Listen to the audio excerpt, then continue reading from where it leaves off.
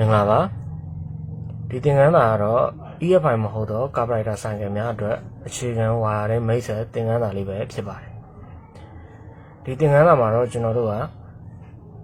အခြေခံဝါယာရင်းပစ္စည်းလေးတွေကိုလေ့လာသွားမှာဖြစ်ပြီးတော့အဲ့ဒီပစ္စည်းလေးတွေနဲ့တွဲဆက်ပြီးတော့အလုပ်လုပ်တဲ့အခြေခံဝါယာရင်းပတ်လမ်းကိုလည်းအကျဉ်းများဖြင့်လေ့လာသွားမှာပဲဖြစ်ပါတယ်ပထမဆုံးဆိုင်ကယ်တစ်စီးအတွက်လိုအပ်တဲ့အခြေခံဝါယာရင်းပစ္စည်းတစ်ခုကတော့ coin လုပ်ပဲဖြစ်ပါတယ်ဒီပစ္စည်းကတော့ coin လုပ်ဖြစ်ပါတယ်ဆိုင်ကယ်တစ်စီးလုံးအတွက်လိုအပ်တဲ့လျှက်စစ်ဓာတ်တွေကိုဒီ coin လုပ်ကနေပြီးတော့အဓိကရရှိတာပဲဖြစ်ပါတယ်ဒီ coin လုပ်ပါဆိုရင်ဆိုင်ကယ် engine crankshaft မှာတက်ဆင်အသုံးပြုထားတဲ့တန်လန့်အောင်နဲ့တွဲဖက်ပြီးတော့လုပ်မှာပဲဖြစ်ပါတယ်ကျွန်တော်တို့ကဆိုင်ကယ်ကိုကစ်နင်းလိုက်ပြီဆိုတာနဲ့engine ရဲ့ crankshaft ကလဲမှာဖြစ်ပြီးတော့တန်လန့်အောင်ပါတစ်ပါးတည်းလဲမှာဖြစ်ပါတယ်အဲ့ဒီခါမှာတော့ဒီ coin လုံးနဲ့တွဲဖက်ပြီးတော့အလုပ်လုပ်တဲ့ခါမှာလျှက်စစ်ဓာတ်တွေထွက်ရှိလာမှာပဲဖြစ်ပါတယ်အဲ့လိုမျိုးရရှိလာတဲ့လျှက်စစ်ဓာတ်တွေကိုကျွန်တော်တို့က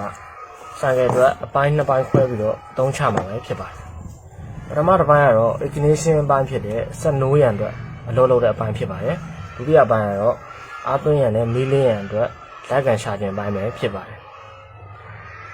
အဲ့ဒီခါမှာတော့ကျွန်တော်တို့ကဒီ ignition ပိုင်းမှာဆိုလို့ရှိရင် CDI ပလက်ကွိုင်းပလက်စရှိတဲ့အခြေခံဝါယာရင်းပစ္စည်းလေးတွေလည်းလိုအပ်လာမှာဖြစ်ပါတယ်ဒီပစ္စည်းလေးကတော့ CDI ပဲဖြစ်ပါတယ်ဒီ CDI ဆိုလို့ရှိရင်ဒီ coin တို့ကနေပြီးတော့ပေးပို့လိုက်တဲ့လျှက်စစ်ဓာတ်တွေကိုဒီ CDI ကနေပြီးတော့လက်ခံရရှိမှာဖြစ်ပါတယ်ပြီးရင်တော့ဒီ CDI ကနေပြီးတော့ပလက်ကွိုင်းကိုပေးပို့ရမှာဖြစ်ပါတယ်ဒီပစ္စည်းလေးကတော့ပလက်ကွိုင်းပဲဖြစ်ပါတယ်ဒီပလက်ကွိုင်းဆိုလို့ရှိရင် CDI ကနေပြီးတော့ပေးပို့လိုက်တဲ့လျှက်စစ်ဓာတ်တွေကိုဒီပလက်ကွိုင်းကလက်ခံရရှိမှာဖြစ်ပါတယ်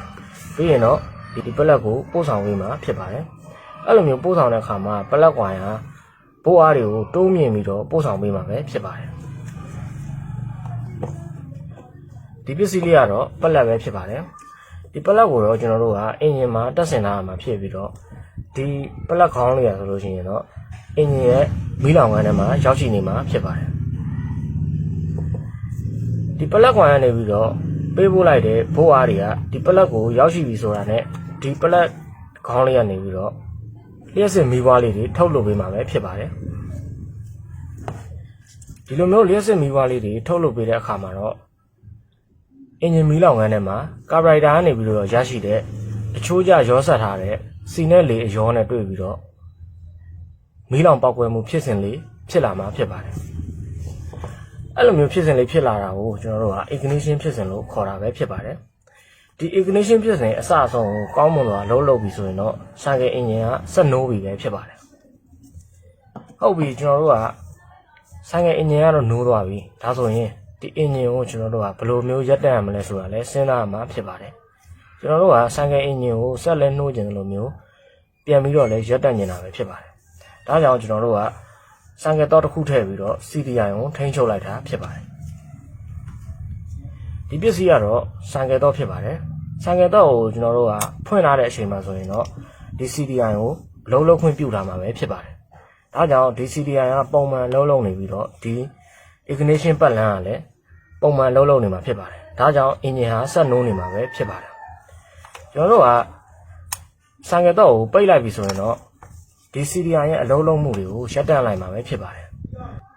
ဒါကြောင့်ဒီ CDI ကနေပြီးတော့အလုံးလုံးမှုတွေရပ်တန့်သွားတဲ့အခါမှာဒီ ignition ပတ်လမ်းဟာလျှက်စစ်ဓာတ်ဟာပြတ်တောက်သွားမှာပဲဖြစ်ပါတယ်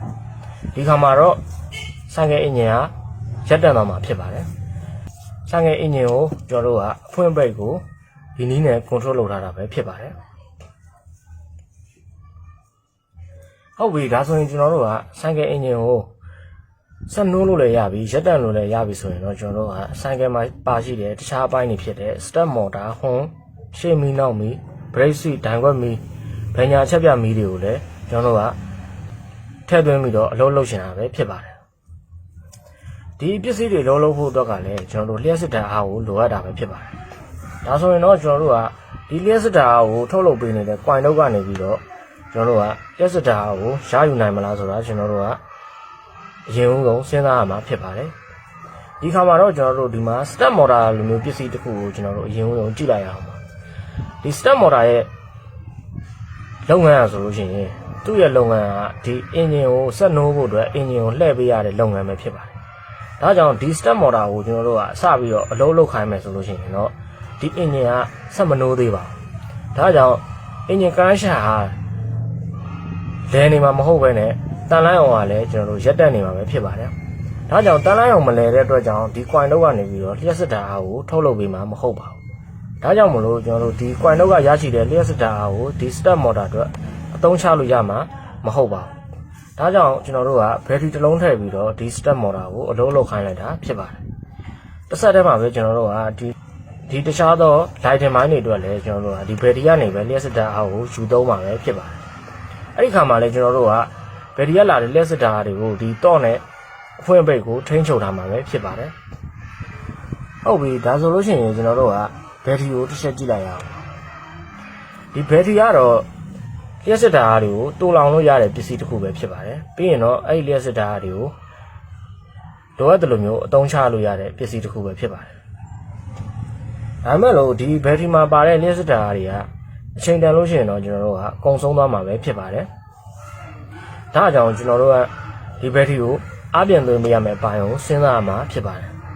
လူမျိုးစဉ်းစားတဲ့အခါမှာတော့ကျွန်တော်တို့ကဒီ coin တော့ကနေပြီးတော့ရရှိလာတဲ့လျှက်စစ်တာတွေကိုဒီဒိုင်အိုလို့ခေါ်တဲ့ကျွန်တော်တို့ rectifier နဲ့ကျွန်တော်တို့တဆင့်ခံပြီးတော့ battery ကိုအားသွင်းပေးမယ်လုပ်ငန်းစဉ်ကိုလှုပ်ဆောင်မှာပဲဖြစ်ပါတယ်ဒီ coin တော့ကနေရရှိလာတဲ့လျှက်စစ်တာတွေကိုဒီ diode rectifier ကနေပြီးတော့လက်ခံရရှိမှာဖြစ်ပါတယ်ပြီးရင်တော့ကျွန်တော်တို့ battery ကိုအားသွင်းပေးတဲ့လုပ်ငန်းကိုဒီ rectifier ကလှုပ်ဆောင်မှာပဲဖြစ်ပါတယ်ဒီလိုပုံစံမျိုးနဲ့ circuit wiring ပတ်လည်ကအလုံးလုံးနေတာပဲဖြစ်ပါတယ်ကျွန်တော်တို့ကနောက်ထပ်သင်ခန်းစာတွေမှာတော့ဒီအခြေခံ wiring ပစ္စည်းလေးတွေရဲ့လုံးလုံးပုံတစ်ခုချင်းစီကိုအသေးစိတ်လေ့လာသွားမှာပဲဖြစ်ပါတယ်